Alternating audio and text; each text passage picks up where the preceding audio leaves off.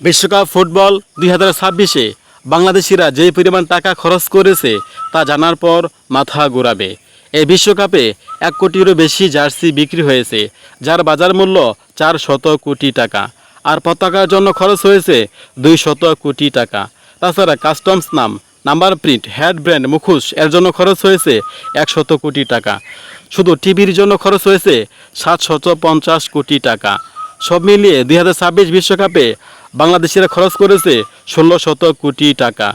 পৃথিবীতে একমাত্র দেশ বাংলাদেশ বিশ্বকাপে না খেলেও ব্রাজিল, আর্জেন্টিনার পর এত টাকা খরচ করে।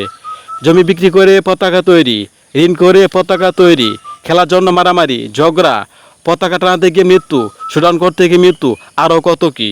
এই সমস্ত পাগলামি ছাড়া আর কিছুই না। অন্য দেশ যা খরচ করে তার দ্বিগুণ তুলে নেয়, আর বাংলাদেশ বিশ্বকাপ থেকে 1 টাকাও আয় করতে পারে না। বিশ্বকাপে বাংলাদেশিরা যা খরচ করে তার অধিকাংশই পায় চায়নারা।